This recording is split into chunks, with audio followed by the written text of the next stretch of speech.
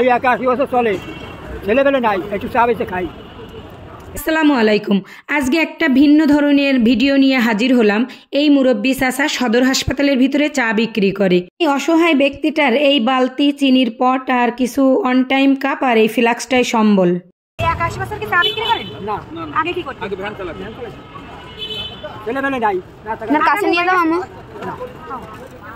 এই গরিব বাবার একটা মাত্র মেয়ে, সে আবার ডিভোর্সি, তারও একটা সন্তান আছে। তাদেরকে সব মানে পুরা সংসারটাই এই ফ্লাক্সের চা বিক্রি করেই চলে। ইনি কত অসহায়, এনার মতো এনাকে একটু সাহায্য করেন। এনে খুব অসহায় লোক, এনে খুব এই চা বেচের পরে নির্ভর করে। ওই 100-200 টাকা লাভ হয়, তাই ওই এক ফ্লাক্সে মানে 200 টাকা মতো হয় কি 150 টাকা হয়, এই খরচ তাই দিয়ে ওই নুন তেল খায়। ওনার মাইয়েরা একটা বাসায় কাজ করে, ওই তালিবালি করে চলে, ঠিক আছে। এনার কোনো অসুস্থ হয়ে গেলি আল্লাহ ছাড়া কেউ দেখতে পারে না। ওনার এই পাত্র মাত্র, যদি আপনারা পারেন যদি কেউ সাহায্য করবেন। আমরা তো সবাই অনেক কাজে ফালতু টাকা ব্যয় করি। ইনি কত ভালো যে ভিক্ষা না করে ইনি এই ফ্লাক্স, এই ঘটিবাটি, এই সম্বল নিয়ে সদর হসপিটালের ভিতরেই চা বিক্রি করে। সদর হসপিটালের ভিতরেই যেই যাক, আমার তার কাছে একটাই রিকোয়েস্ট থাকবে যে উনি তো ভিক্ষা করে না, তো উনি অনেক বয়স হয়ে গেছে, 80 বছর বয়স।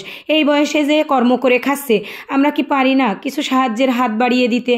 যদি কেউ সহৃদয়বান ব্যক্তি থাকেন, আমার এই ভিডিও দেখার পরে যদি মনে হয় যে এনাকে কিছু হেল্প করা দরকার, তাহলে আপনারা করতে পারেন। আমার ইনবক্সে যোগাযোগ করবেন, না হলে আমার হোয়াটসঅ্যাপে। কারণ ওনার যে নাম্বার দেব, ওনার কোনো বিকাশ নাম্বার নেই, ওনার কোনো মোবাইল নেই।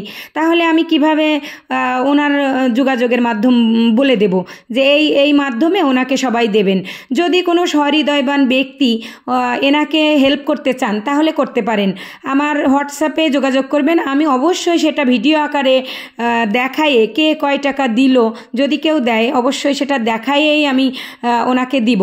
উনি প্রতিদিন সন্ধ্যাবেলায় ওই সদরের ভিতরে, সন্ধ্যায় না সারাদিনই বিক্রি করে, কিন্তু সন্ধ্যায় বেশি বসে। ওনার একটা ডিভোর্সি মেয়ে আছে, এই ফ্লাক্সের চা বিক্রি করে, আর সে হয়তো কোনো বাসায় কাজ করে, তো এতে করে এই 3 জনের সংসার চলে। তো এই বয়সে সে যে ভিক্ষা না করে কর্ম করে খাচ্ছে, এটাই অনেক বড় একটা কিছু।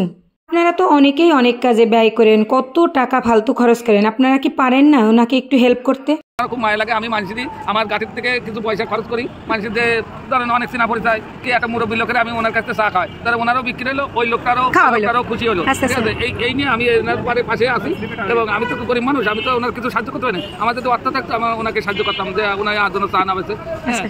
এই অবস্থায় আছি আমি, একটা খেলনাওয়ালা। চলেন আপনার ওইখানে যাই। এতক্ষণ যার সাক্ষাৎকার নিচ্ছিলাম সে নিজেও মানে হ্যাঁ ফেরিওয়ালা, এই যে তার হরেক রকমের খেলনা।